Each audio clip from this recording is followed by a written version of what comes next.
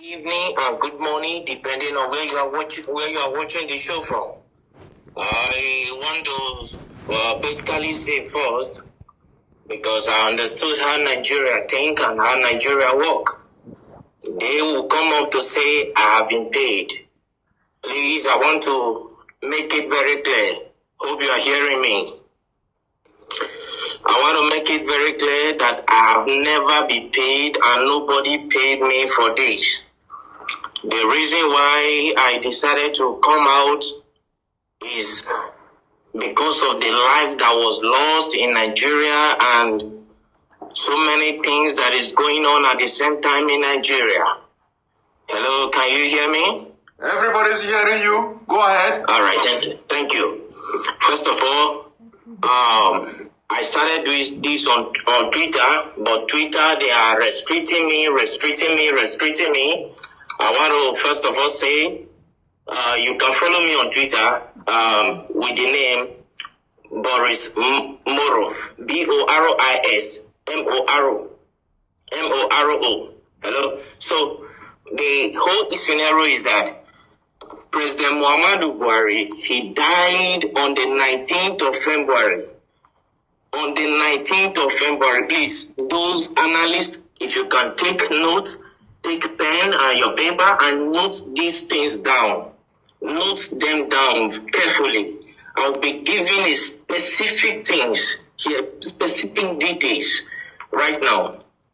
Okay, number one, President Muhammadu Buhari died on the 19th of February, the year 2017. He died in Newcastle, in Freeman Hospital, Newcastle. He died as a result of heart disease, which the Nigeria presidency failed to disclose. On the 19th of February, I was in London by the special grace of God. I'm a journalist. I work with one of the Nigeria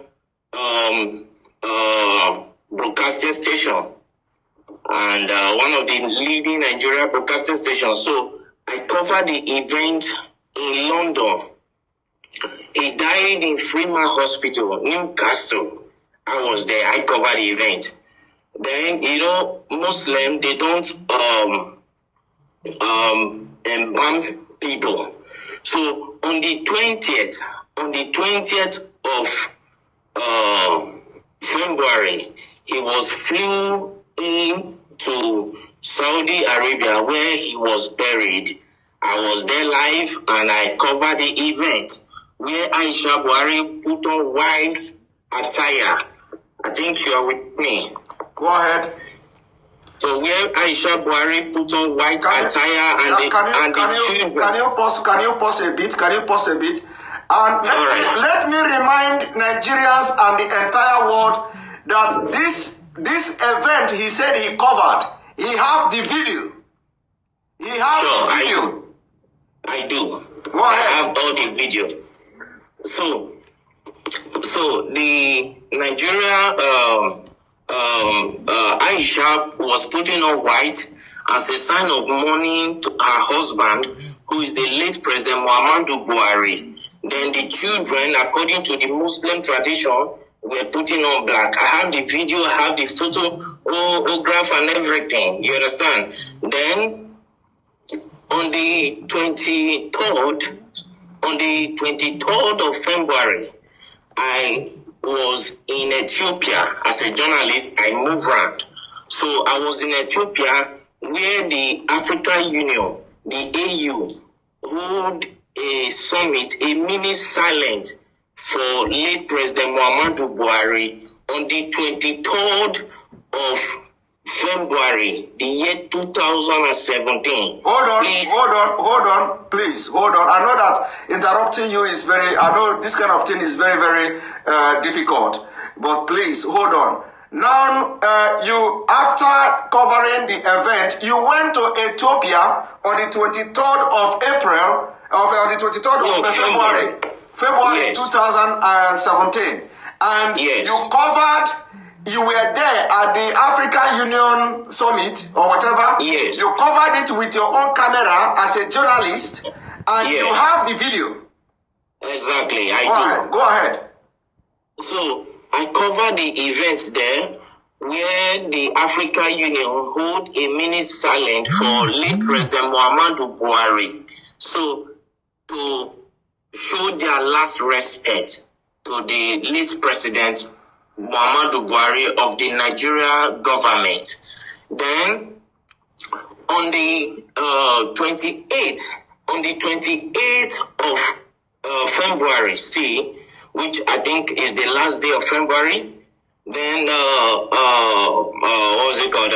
Queen Elizabeth gave a condolence statement to the Nigeria government in respect of late President Muhammadu Buhari, and which went viral. Yes. So all of these, the Nigeria government led by late Abakari and with the Kaaba swept under the carpet for selfish and greed reasons. Then on the 2nd of March, Eric Joyce, the ex-British lawmaker, ex-British lawmaker, he issued a statement, a condolence statement to Nigeria for the loss of her president. Are you with me, sir? Yes. Then they swept it under carpet, and the man got angry and came out to say that President Muhammadu Buhari is dead. If President Muhammadu Buhari if they think he is lying, that they should come out to challenge him. You understand what I'm saying now? Yes. They should come out to challenge him in the court of law, that he will come out with every evidence to prove that Muhammadu Buhari is dead. As I talk to you since 2017, till this minute, nobody from the Nigerian government all across the nations of the earth came up to challenge Eric Joyce, the ex-British lawmaker. That went by. Then on April 17th, one American journalist by name Mark Smith, he came up to say that the corruption going on in Nigeria is unbearable, that he can only imagine how the Nigerians are surviving in that country, that there is corruption everywhere. You understand? So we just talked over all this. But what actually prompted me to come up to this tonight is, one, the Nigerian youth have been suffering 60 years of independence, 60 years of suffering and smiling, and yet the government is taking them for granted. Now the Nigerian youths, they came up to say, no, enough is enough. We don't need this anymore. Let's put an end to this. All what they could do was to send the military to fire them. If they think maybe I am lying, let Aisha Buhari, the wife of the late President Buhari, come up to tell me that the imposter parading himself as the Buhari is her husband. If I am lying, okay, hold it there. First of all, I want you to tell me, because you are one of the best journalists, but people don't know. Like I said, you don't need to mention your name. You don't also need to mention the Nigeria TV station where you work and all that. So now during the time when this man died, I want you to tell me, what did you do? Like, did you contact anybody in Nigeria, like any prominent politicians, and who is the person and what did you discuss? And can you tell us why, what happened that the Nigerian media didn't carry out the news, including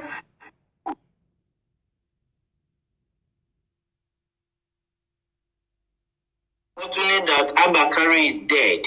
Abakari did not die of COVID-19. Coronavirus did not kill him. They masterminded his death.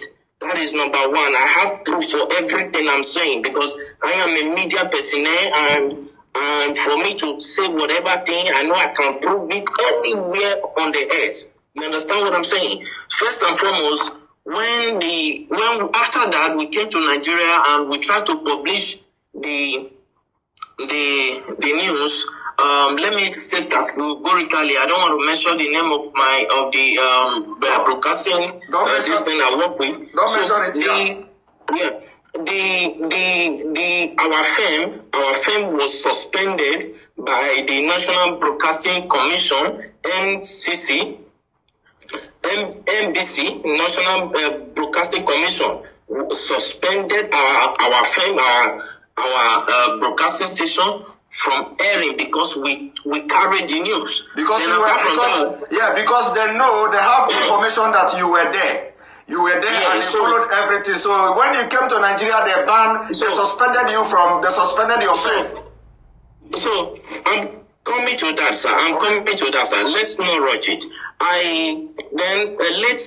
Abakari called me to Aso Rock. You understand what I'm saying? Yes. So I flew into Abuja to go and see him, and he told me that if I can keep quiet, that my safety to be alive will be guaranteed, and for my generation to come, no will suffer again as a result of the bribe he was offering me. You understand what I'm saying? Yes. So I told him accepting bribe is not the problem, but my conscience will judge me till I die. Yes. So I cannot do that. And to God who made me, I'm saying this categorically, and God Almighty is my witness. I did not take a dime from him. So I left. Then I called Bola Tinubu Asiwaju, the Lagos State richest man on earth. Let me use the word. So I called him on his MTN line. I can call the line now, the MTN line that I use in reaching him. I can say it here. The number is 080-622-40104. That is the number I use in calling Bola Tinubu Asiwaju. So I called him on phone to tell him about the development, and he came up to tell me that I should shut up, I should keep quiet, and so many other trash and nonsense that he told me that at the end of the day I was suspended from my work. You understand? As a journalist. Okay, hold it there. So you called Bola Ahmed Tinubu to tell Tinubu, of course you normally call him too. This is not the first time you are calling him, by the way. We normally communicate. Okay, so you called him on this number you called now, 080-622-40104. Yes. And then he tell you to shut up and tell you a lot of things. He specifically, I can still remember, I still have the record of that conversation. You understand? Because as a journalist, you keep record of things because years to come you might need it. You understand me? Okay. So I still have the record of that conversation. So when I called him, he told me that Nigeria is not like other countries. That Nigeria ends of affair revolve and must continue to revolve around the cycle. You understand now? He told me that it must continue to revolve around the cycle, that the system of governance in Nigeria is different from every system of governance in the world on earth, that in Nigeria transparency is something that they don't toy with, that they try to hide everything, that it's not everything the masses must know. It's not everything the masses, the people of Nigeria must be aware of. Are you getting what I'm saying, sir? Yes. So he told me, and he offered me money too. He offered me a bribe. He said as long as I kept quiet, then I called the vice president too, Yemi Osibanjo. You called the vice president too. Okay. Yes, I have his contact, but I for security reasons, I wouldn't want to disclose his contact to the public. You understand what I'm saying? Yes, go ahead. If you need it one-on-one, I can give it to. No need. Just go ahead. Okay. No need. So I called Professor Yemi Osibanjo. I called him. I went to his office to meet him in Aso Rock in Abuja. So when I got there and I told him, sir, we understood because I was the one that covered that news. I'm from so place. I introduced myself to him and he welcomed me. He sat me down. I told him this according to the law that I know because my father is in Nigeria. You understand me now? My father is in Nigeria. My mother is from the British. Is from England. So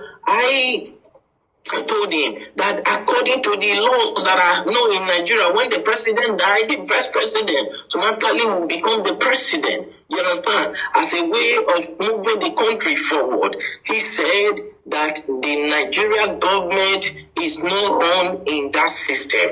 I said, no, when Goodluck Jonathan was there, that was what happened. When the president died, he was the vice president and he came up to be the president. You understand what I'm saying? And he said, please, for my safety, I should keep quiet and go my way. That the course of things will play out by itself in Nigeria. The reason I got to understand that.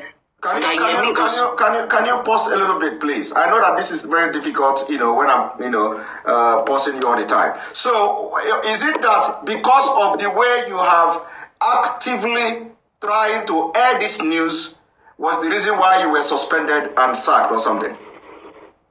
I wasn't sacked, sir. I was suspended. Okay, you were suspended. Okay. So was it the reason you were suspended? Yes. Okay. All right. Go because ahead. I told them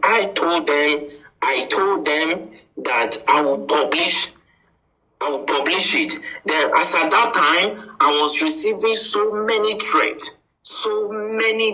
Like seriously, people started threatening my life, threatening me here and there. Then I called,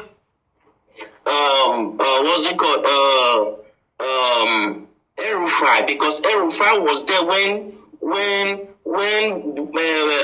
Buhari was being buried in Saudi Arabia. El-Rufai was there, the Sultan of Sokoto was there, Ganduje was there. As at that time, then about 10 or 11 persons, prominent people from Nigeria were there, including other people who came to the burial ground. But the people that were there, El-Rufai was there. The Sultan of Sokoto was there. You understand what I'm saying now? Yes. So when they were buried him in Saudi Arabia,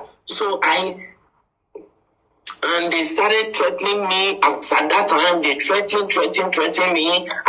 Because I told them I would publish the video. You understand what I'm saying? Yes. And I understand that many of them are hearing me right now. I understand that many of them will come up to say it's a lie, nothing like that happened. But if any of them can come up to challenge me that this and this I'm saying now never happened, I will be very glad because I will pick it up from there. I will take it to the court, to the International Court of Law. Let Aisha Buhari come up to tell me that the man he's posting as a Buhari is the real Buhari. I will come up with every evidence, including the video of how he was wrapped with the Nigeria flag, with the white, green cloth. Okay. I will come up with the video of everything. Okay, let them come out and challenge me. Okay, hold it there. So actually, the video and all these pictures were taken away from you, but you have your own backup as a journalist. I always have backup. All right. I always have backup. Go ahead. Continue. My camera was seized as a journalist. It was seized at the airport in Lagos. Your camera was seized at the airport as you are coming back to Nigeria? Yes, in Lagos. Okay. Till today that I'm talking to you, I've never set my eyes on that camera.